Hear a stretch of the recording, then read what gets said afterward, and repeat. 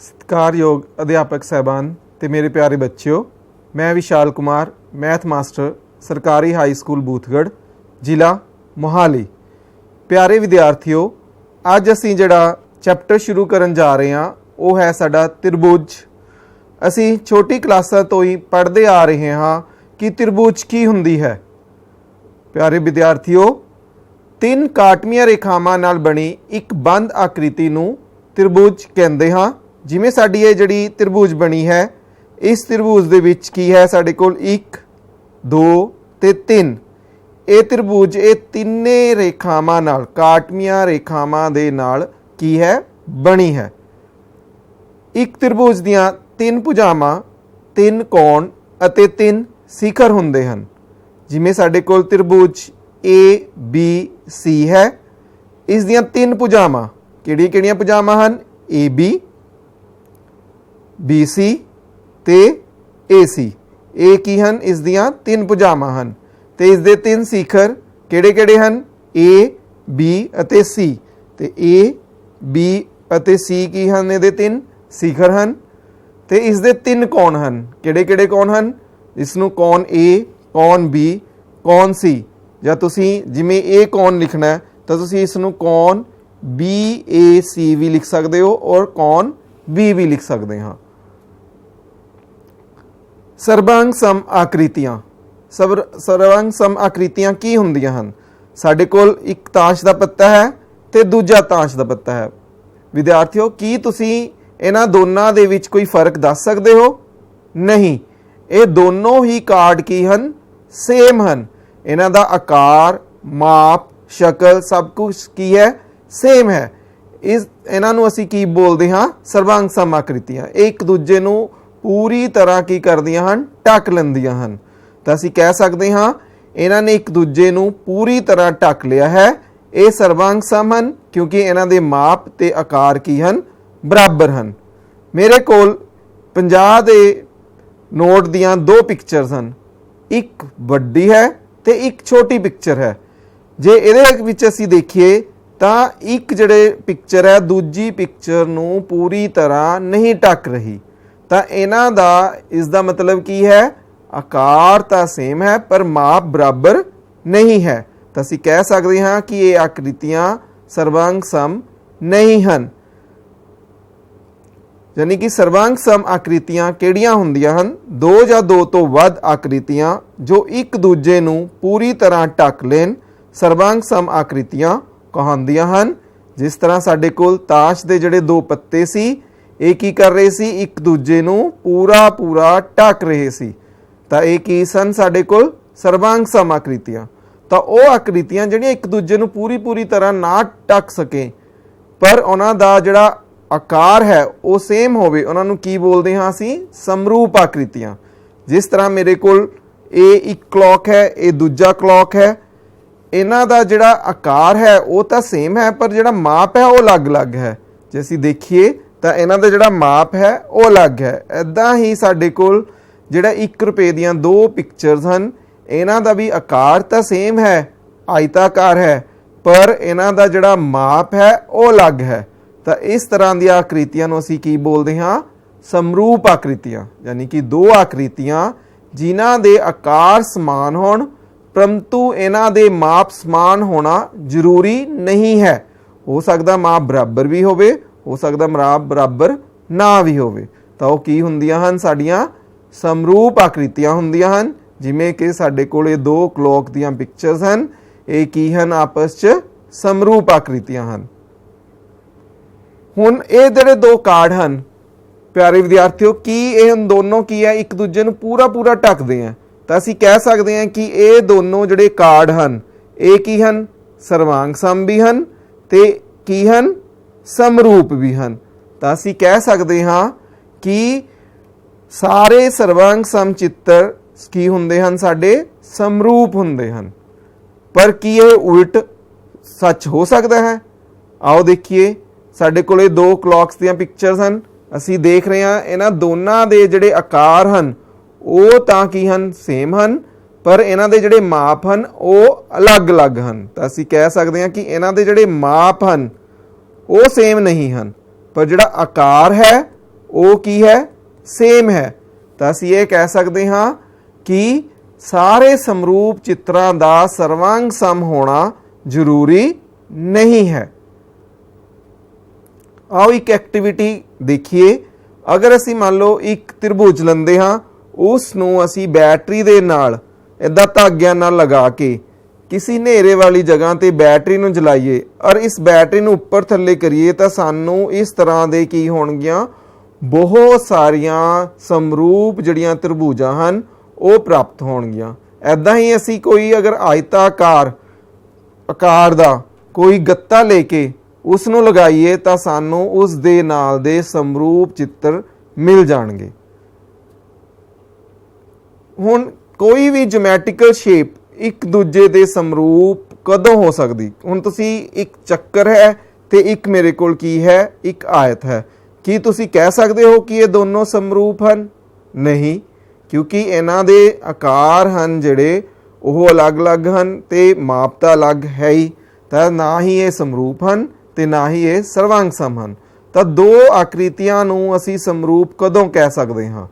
जिवें मेरे कोल एक चित्र दे विच मेरे कोल दो चतुर्भुजां बणियां होईयां हन, असी उरे देख सकते हैं। अगर मैं लिखां कि मेरे कोल चतुर्भुज ABCD है जिहड़ी, ये समरूपता दा ये चिन्ह हुंदा है।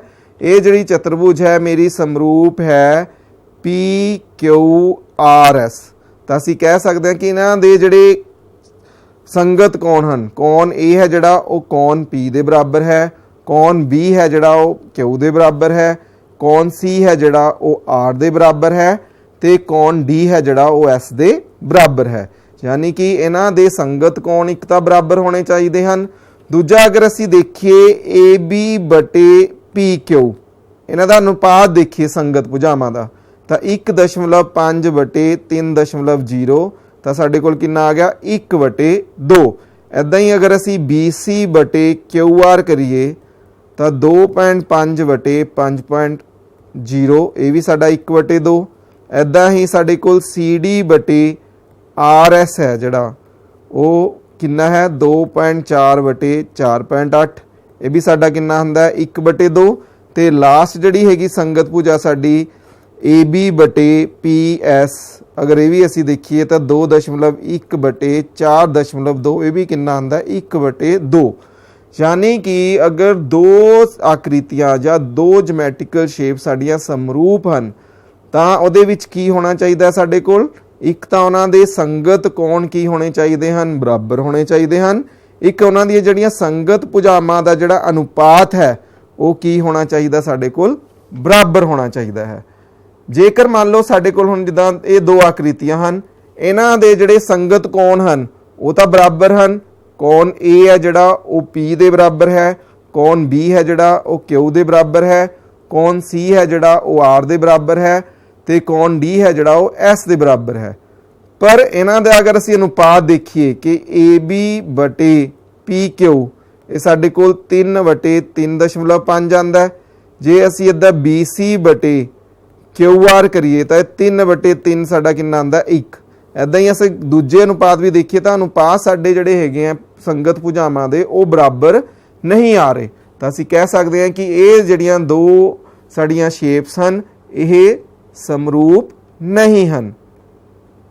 ऐदां ही साडे कोल मान लो अगर संगत भुजावां दा जिहड़ा अनुपात है वो बराबर आ जाए, जिमें साडे कोल AB बटे असी अगर PQ करिए तो 2.1 बटे 4.2, ये भी 1/2 आऊगा।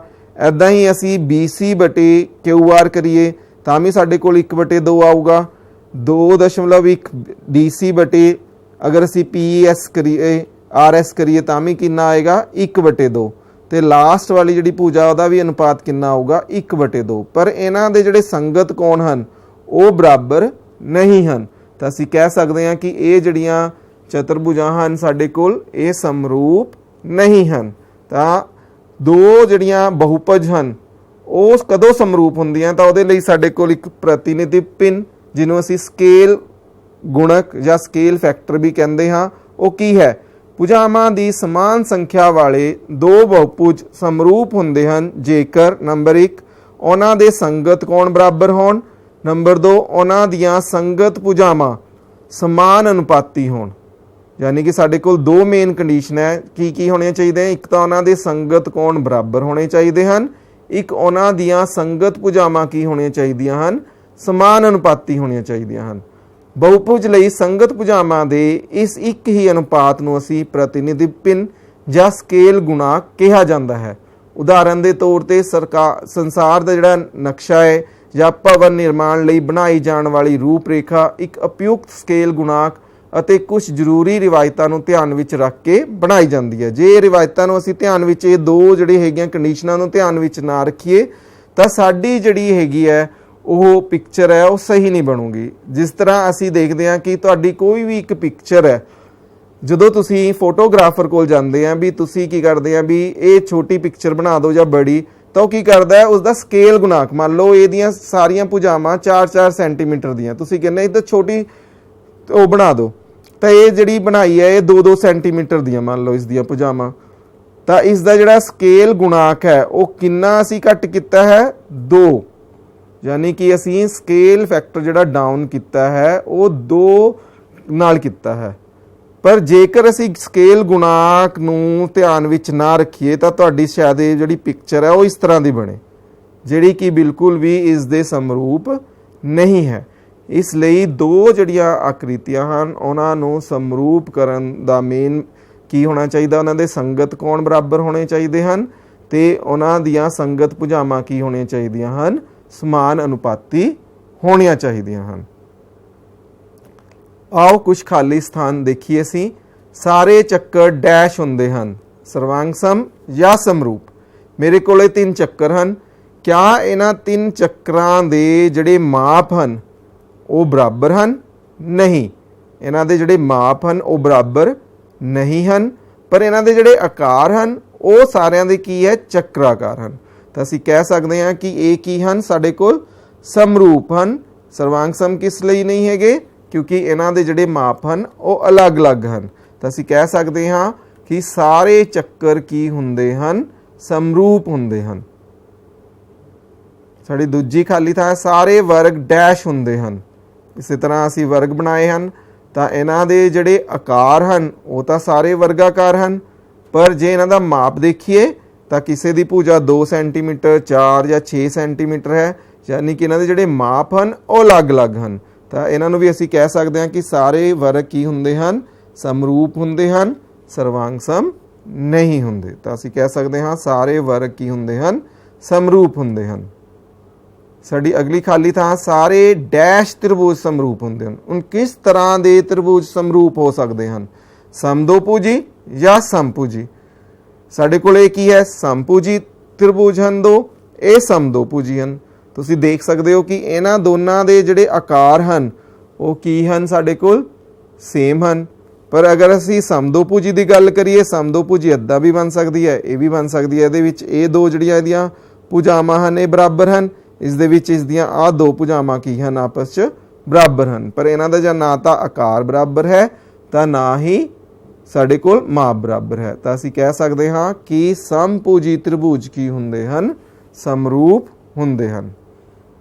ਸਾਡੀ ਅਗਲੀ ਖਾਲੀ ਸਥਾਨ ਹੈ ਕਿ ਭੁਜਾਵਾਂ ਦੀ ਇੱਕ ਸਮਾਨ ਸੰਖਿਆ ਵਾਲੇ ਦੋ ਬਹੁਭੁਜ ਸਮਰੂਪ ਹੁੰਦੇ ਹਨ ਜੇਕਰ ਉਹਨਾਂ ਦੇ ਸੰਗਤ ਕੋਣ ਡੈਸ਼ ਹੋਣ ਅਤੇ ਉਹਨਾਂ ਦੀਆਂ ਸੰਗਤ ਭੁਜਾਵਾਂ ਡੈਸ਼ ਹੋਣ। ਅਸੀਂ ਇਹੀ ਕਰਕੇ ਆਏ ਹਾਂ ਪ੍ਰਤੀਨਿਧੀ ਭਿੰਨ ਵਿੱਚ ਸਕੇਲ ਫੈਕਟਰਸ ਦੇ ਵਿੱਚ ਕਿ ਕੀ ਹੋਣਾ ਚਾਹੀਦਾ ਹੈ, ਦੋ ਬਹੁਭੁਜ ਕਦੋਂ ਸਮਰੂਪ ਹੁੰਦੇ ਹਨ, ਅਗਰ ਉਹਨਾਂ ਦੇ ਸੰਗਤ ਕੋਣ ਕੀ ਹੋਣ, ਬਰਾਬਰ ਹੋਣ ਤੇ ਉਹਨਾਂ ਦੀਆਂ ਸੰਗਤ ਭੁਜਾਵਾਂ ਕੀ ਹੋਣ, ਸਮਾਨ ਅਨੁਪਾਤੀ ਹੋਣ। ਤਾਂ ਅਸੀਂ ਕਹਿ ਸਕਦੇ ਹਾਂ ਕਿ ਉਹ ਬਹੁਭੁਜ ਕੀ ਹੋਣਗੇ, ਸਾਡੇ ਸਮਰੂਪ ਹੋਣਗੇ। ਤ੍ਰਿਭੁਜਾਂ ਦੀ ਸਮਰੂਪਤਾ। ਹੁਣ ਤ੍ਰਿਭੁਜ ਵੀ ਇੱਕ ਤਰ੍ਹਾਂ ਦੀ ਬਹੁਭੁਜ ਹੀ ਹੈ, ਤਾਂ ਦੋ ਤ੍ਰਿਭੁਜਾਂ ਸਮਰੂਪ ਕਦੋਂ ਹੋ ਸਕਦੀਆਂ ਹਨ, ਜੇਕਰ ਉਹਨਾਂ ਦੇ ਸੰਗਤ ਕੋਣ ਬਰਾਬਰ ਹੋਣ ਅਤੇ ਉਹਨਾਂ ਦੀਆਂ ਸੰਗਤ ਭੁਜਾਵਾਂ ਇੱਕ ਹੀ ਅਨੁਪਾਤ ਵਿੱਚ ਹੋਣ। ਜਿਵੇਂ ਕਿ ਸਾਡੇ ਕੋਲੇ ਦੋ ਤ੍ਰਿਭੁਜਾਂ ਹਨ, ਅਸੀਂ ਕਹਿੰਦੇ ਹਾਂ ਕਿ ਇਹ ਦੋਨੋਂ ਤ੍ਰਿਭੁਜਾਂ ਕੀ ਹੈ, ਸਮਰੂਪ ਹੈ। ਜਿਵੇਂ ਸਾਡੇ ਕੋਲ ਪਹਿਲੀ ਜਿਹੜੀ ਤ੍ਰਿਭੁਜ ਹੈ ਉਹ ਕੀ ਹੈ, ABC ਹੈ, ਦੂਜੀ DEF ਹੈ। ਅਸੀਂ ਕਹਿੰਦੇ ਹਾਂ ਕਿ ਤ੍ਰਿਭੁਜ ABC ਸਮਰੂਪ ਹੈ DEF। ਵਿਦਿਆਰਥੀਓ ਇਹ ਧਿਆਨ ਰੱਖਣਾ, ਇਹ ਜਿਹੜਾ ਚਿੰਨ੍ਹ ਹੈ ਇਹ ਚਿੰਨ੍ਹ ਕਿਸ ਦਾ ਹੈ, ਸਮਰੂਪਤਾ ਦਾ। ਸਰਵਾਂਗ ਸਮ ਦਾ ਚਿੰਨ੍ਹ ਕਿਵੇਂ ਹੁੰਦਾ ਹੈ? ਅਸੀਂ ਕੀ ਕਰਦੇ ਹਾਂ, ਬਰਾਬਰ ਦਾ ਚਿੰਨ੍ਹ ਪਾ ਕੇ ਐਦਾਂ ਲਾਈਨ ਲਗਾਉਂਦੇ ਹਾਂ। ਉਹ ਕਿਸ ਦਾ ਚਿੰਨ੍ਹ ਹੁੰਦਾ ਹੈ? ਸਰਵਾਂਗ ਸਮ ਦਾ।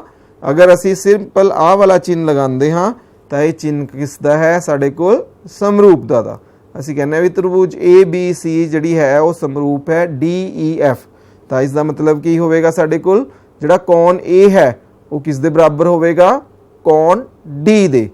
ਇੱਦਾਂ ਹੀ ਸਾਡੇ ਕੋਲ ਕੌਣ B ਹੈ ਜਿਹੜਾ ਉਹ ਕਿਸ ਦੇ ਬਰਾਬਰ ਹੋਵੇਗਾ? ਕੌਣ E ਦੇ। ਇਸੇ ਤਰ੍ਹਾਂ ਸਾਡਾ ਜਿਹੜਾ ਕੌਣ C ਹੈ ਉਹ ਕਿਸ ਦੇ ਬਰਾਬਰ ਹੋਊਗਾ? ਕੌਣ F ਦੇ। ਤੇ ਉਸ ਤੋਂ ਬਾਅਦ ਦੂਜੀ ਕੰਡੀਸ਼ਨ ਕੀ ਹੈ? ਸਾਡੀਆਂ ਜਿਹੜੀਆਂ ਭੁਜਾਵਾਂ ਹਨ, ਸੰਗਤ ਭੁਜਾਵਾਂ ਹਨ, ਉਹ ਕੀ ਹੋਣਗੀਆਂ? ਸਮਾਨ ਅਨੁਪਾਤ ਵਿੱਚ ਹੋਣਗੀਆਂ। ਤਾਂ ਅਸੀਂ ਕਹਿ ਸਕਦੇ ਹਾਂ ਕਿ AB ਬਟੇ DF ਕਿਸ ਦੇ ਬਰਾਬਰ ਹੋਵੇਗਾ? ਸਾਡਾ AC ਬਟੇ DF ਦੇ, ਔਰ ਬਰਾਬਰ ਹੋਵੇਗਾ BC ਬਟੇ EF ਦੇ। ਯਾਨੀ ਕਿ ਤ੍ਰਿਭੁਜਾਂ ਦੀ ਸਮਰੂਪਤਾ ਲਈ ਮੇਨ ਉਹੀ ਦੋ ਕੰਡੀਸ਼ਨ ਹਨ ਵੀ ਉਹਨਾਂ ਦੇ ਸੰਗਤ ਕੋਣ ਬਰਾਬਰ ਹੋਣੇ ਚਾਹੀਦੇ ਹਨ, ਉਹਨਾਂ ਦੀਆਂ ਸੰਗਤ ਭੁਜਾਵਾਂ ਸਮਾਨ ਅਨੁਪਾਤੀ ਹੋਣੀਆਂ ਚਾਹੀਦੀਆਂ ਹਨ। ਜੇਕਰ ਦੋ ਤ੍ਰਿਭੁਜਾਂ ਦੇ ਸੰਗਤ ਕੋਣ ਬਰਾਬਰ ਹੋਣ ਤਾਂ ਉਹਨਾਂ ਨੂੰ ਅਸੀਂ ਕੀ ਬੋਲਦੇ ਹਾਂ? ਸਮਾਨ ਕੋਣੀ ਤ੍ਰਿਭੁਜਾਂ ਵੀ ਕਹਾਉਂਦੀਆਂ ਹਨ। ਆਓ ਇੱਕ ਐਕਟੀਵਿਟੀ ਦੇਖੀਏ। ਅਸੀਂ ਆਪਣੀ ਕਾਪੀ ਦੇ ਵਿੱਚ ਇੱਕ ਰੇਖਾ ਕੋਣ ਖਿੱਚਦੇ ਹਾਂ XAY। ਤਾਂ AX ਦੇ ਉੱਪਰ ਅਸੀਂ ਕੀ ਕਰਦੇ ਹਾਂ? B1 B2 B3, ਇਹ B1 B2 B3 B4 ਅਸੀਂ ਇਸ ਤਰ੍ਹਾਂ ਅੰਕਿਤ ਕਰਨੇ ਹਨ ਕਿ AB1 ਜਿਹੜੀ ਹੈ ਡਿਸਟੈਂਸ ਹੈ ਸਾਡਾ B1 B2 ਹੈ, B2 B3 ਤੇ B3 B4 ਤੇ B। ਇਹ ਜਿਹੜਾ ਸਾਡਾ ਇਹਨਾਂ ਦੀ ਜਿਹੜੀ ਲੰਬਾਈ ਹੈ ਉਹ ਕੀ ਹੋਣੀ ਚਾਹੀਦੀ ਹੈ? ਬਰਾਬਰ ਹੋਣੀ ਚਾਹੀਦੀ ਹੈ। ਇੱਦਾਂ ਹੀ ਅਸੀਂ AY ਦੇ ਉੱਤੇ ਬਿੰਦੂ ਲੈਂਦੇ ਹਾਂ C1 C2 C3 C4 ਤੇ ਇਹਨਾਂ ਦੀ ਜਿਹੜੀ ਲੰਬਾਈ ਹੈ ਉਹ ਵੀ ਕੀ ਹੋਣੀ ਚਾਹੀਦੀ ਹੈ? ਬਰਾਬਰ ਹੋਣੀ ਚਾਹੀਦੀ ਹੈ। ਹੁਣ ਮੈਂ ਸਭ ਤੋਂ ਪਹਿਲਾਂ ਕੀ ਕਰਦਾ? B1 ਤੇ C1 ਨੂੰ ਕੀ ਹੈ? ਆਪਸ 'ਚ ਮਿਲਾਉਂਦਾ ਹਾਂ। ਹੁਣ ਅਗਰ ਅਸੀਂ ਇਹਦਾ ਅਨੁਪਾਤ ਦੇਖੀਏ AB1 ਬਟੇ AB ਦਾ, ਇੱਦਾਂ ਹੀ AC1 ਬਟੇ AC ਦਾ ਅਨੁਪਾਤ ਕੀ ਹੋਊਗਾ? ਬਰਾਬਰ ਹੋਊਗਾ। ਤਾਂ ਅਸੀਂ ਕਹਿ ਸਕਦੇ ਹਾਂ ਕਿ ਜਿਹੜੀ ਤ੍ਰਿਭੁਜ ABC ਹੈ ਉਹ ਸਮਰੂਪ ਹੈ ਤ੍ਰਿਭੁਜ AB1 C1। ਇਸੇ ਤਰ੍ਹਾਂ ਅਗਰ ਅਸੀਂ B2 ਅਤੇ C2 ਨੂੰ ਮਿਲਾਈਏ ਤਾਂ ਇਹ ਵੀ ਤ੍ਰਿਭੁਜ ਕੀ ਹੋਊਗੀ? ਤ੍ਰਿਭੁਜ ABC ਦੀ ਸਮਰੂਪ ਹੋਏਗੀ। ਇੱਦਾਂ ਹੀ ਤੁਸੀਂ B3 ਨੂੰ C3 ਨਾਲ, B4 ਨੂੰ C4 ਨਾਲ ਮਿਲਾ ਕੇ ਵੀ ਚੈੱਕ ਕਰ ਸਕਦੇ ਹੋ। ਤੁਹਾਨੂੰ ਕੀ ਮਿਲਣਗੀਆਂ? ਸਮਰੂਪ ਤ੍ਰਿਭੁਜਾਂ ਪ੍ਰਾਪਤ ਹੋਣਗੀਆਂ। ਇੱਕ ਪ੍ਰਸਿੱਧ ਯੂਨਾਨੀ ਗਣਿਤ ਸ਼ਾਸਤਰੀ ਥੇਲਸ ਨੇ ਦੋ ਸਮਾਨ ਕੋਣੀ ਤ੍ਰਿਭੁਜਾਂ ਲਈ ਇੱਕ ਮਹੱਤਵਪੂਰਨ ਤੱਥ ਬਾਰੇ ਦੱਸਿਆ ਕਿ ਦੋ ਸਮਾਨ ਕੋਣੀ ਤ੍ਰਿਭੁਜਾਂ ਵਿੱਚ ਉਹਨਾਂ ਦੀਆਂ ਸੰਗਤ ਭੁਜਾਵਾਂ ਦਾ ਅਨੁਪਾਤ ਹਮੇਸ਼ਾ ਹੀ ਸਮਾਨ ਰਹਿੰਦਾ ਹੈ। ਅਜਿਹਾ ਵਿਸ਼ਵਾਸ ਕੀਤਾ ਜਾਂਦਾ ਹੈ ਕਿ ਇਸ ਲਈ ਉਹਨਾਂ ਨੇ ਇੱਕ ਪਰਿਣਾਮ ਦਾ ਪ੍ਰਯੋਗ ਕੀਤਾ ਜਿਸ ਨੂੰ ਅਸੀਂ ਮੂਲ ਸਮਾਨ ਅਨੁਪਾਤਿਤਾ ਪ੍ਰਮੇਯ ਕਿਹਾ ਜਾਂਦਾ ਹੈ।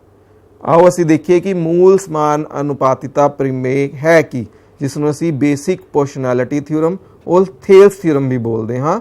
ਇਸ ਦੀ ਸਟੇਟਮੈਂਟ ਕੀ ਹੈ? ਜੇਕਰ ਕਿਸੇ ਤ੍ਰਿਭੁਜ ਦੀ ਇੱਕ ਭੁਜਾ ਦੇ ਸਮਾਨੰਤਰ ਬਾਕੀ ਦੋ ਭੁਜਾਵਾਂ ਨੂੰ ਭਿੰਨ-ਭਿੰਨ ਬਿੰਦੂਆਂ ਤੇ ਕੱਟਦੀ ਹੋਈ ਇੱਕ ਰੇਖਾ ਖਿੱਚੀ ਜਾਵੇ ਤਾਂ ਬਾਕੀ ਦੋ ਭੁਜਾਵਾਂ ਇੱਕ ਹੀ ਅਨੁਪਾਤ ਵਿੱਚ ਵੰਡੀਆਂ ਜਾਂਦੀਆਂ ਹਨ। ਸਾਨੂੰ ਹੁਣ ਕੀ ਦਿੱਤਾ? ਤ੍ਰਿਭੁਜ ABC ਦਿੱਤੀ ਹੋਈ ਹੈ ਜਿਸ ਦੇ BC ਦੇ ਸਮਾਨੰਤਰ ਇੱਕ ਰੇਖਾ ਖਿੱਚੀ ਗਈ ਹੈ ਜੋ AB ਨੂੰ ਬਿੰਦੂ D ਉੱਤੇ ਤੇ AC ਨੂੰ ਬਿੰਦੂ E ਉੱਤੇ ਕੱਟਦੀ ਹੈ। ਅਸੀਂ ਕੀ ਸਿੱਧ ਕਰਨਾ ਹੈ? ਅਸੀਂ ਸਿੱਧ ਕਰਨਾ ਹੈ ਕਿ AD ਬਟੇ DB ਯਾਨੀ ਕਿ ਜਿਹੜੀ DE ਹੈ ਉਹ AB ਅਤੇ AC ਨੂੰ ਸਮਾਨ ਅਨੁਪਾਤ ਵਿੱਚ ਬਣਦੀ ਹੈ। ਮਤਲਬ ਕਿ AD ਬਟੇ DB ਹੈ ਜਿਹੜਾ ਉਹ ਕਿਸ ਦੇ ਬਰਾਬਰ ਹੈ? AE ਬਟੇ EC ਦੇ। ਇਸ ਦੇ ਵਿੱਚ ਅਸੀਂ ਰਚਨਾ ਕਰਦੇ ਹਾਂ। ਅਸੀਂ ਕੀ ਕਰਦੇ ਹਾਂ? B ਔਰ E D ਔਰ C ਨੂੰ ਮਿਲਾਉਂਦੇ ਹਾਂ। ਇੱਕ ਅਸੀਂ ਕੀ ਕਰਦੇ ਹਾਂ ਕਿ DM ਜਿਹੜਾ ਲੰਬ ਹੈ ਉਹ AC ਉੱਤੇ ਤੇ EN ਜਿਹੜਾ ਲੰਬ ਹੈ ਉਹ AB ਉੱਤੇ ਖਿੱਚਦੇ ਹਾਂ। ਤਾਂ ਆਓ ਬੱਚਿਓ ਅਸੀਂ ਇਹਨੂੰ ਦੇਖਦੇ ਹਾਂ ਕਿ ਇਸ ਥਿਊਰਮ ਨੂੰ ਅਸੀਂ ਕਿਵੇਂ ਸਿੱਧ ਕਰ ਸਕਦੇ ਹਾਂ। ਅਸੀਂ ਲੈਂਦੇ ਹਾਂ ਕਿ ਤ੍ਰਿਭੁਜ ABDE ਅਤੇ ਤ੍ਰਿਭੁਜ BDE ਵਿੱਚ ਅਸੀਂ ਦੋ ਤ੍ਰਿਭੁਜਾਂ ਕਿਹੜੀਆਂ ਲਈਆਂ ਹਨ? ਇੱਕ ਤਾਂ ADE ਲਈ ਹੈ ਤੇ ਇੱਕ ਕਿਹੜੀ त्रिभुज ਲਈ ਹੈ ਅਸੀਂ ਨੇ BDE ਲਈ ਹੈ।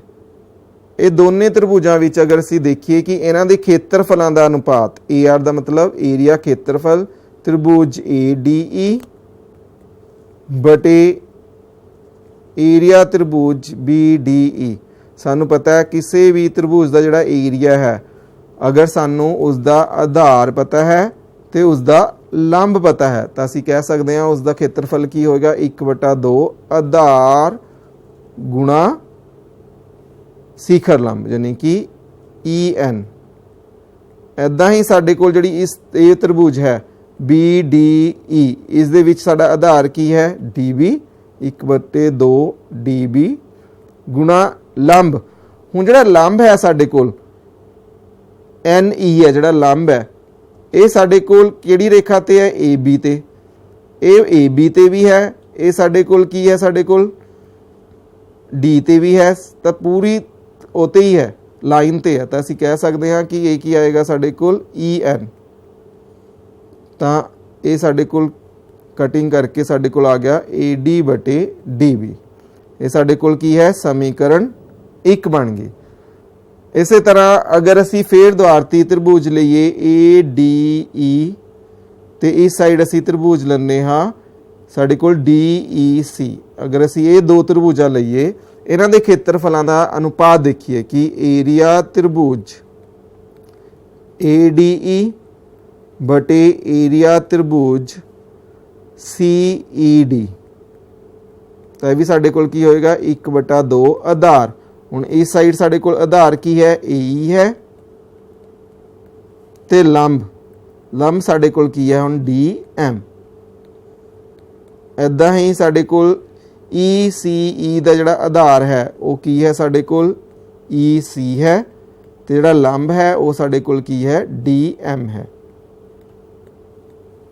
तो कटिंग करके साडे कोल आ गया AE बटे EC। ये समीकरण 2 है।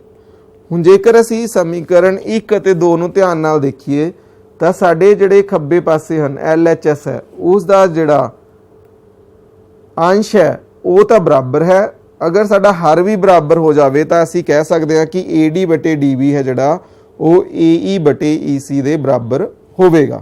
तो हुण किवें बराबर हो सकता है जेकर असी ये दोनों त्रिभुजां नूं देखिए साडे कोल किहड़ी त्रिभुज है एक तो साडे कोल त्रिभुज है BDE ते दूजी त्रिभुज साडे कोल किहड़ी है CED। ये दोनों जिहड़ियां त्रिभुजां हन ये की है साडे कोल दो समानांतर रेखावां दे विचकार बणियां हन। कोई आधार है इन्हां दा ते दो समानांतर रेखावां दे विच बणियां होईयां हन।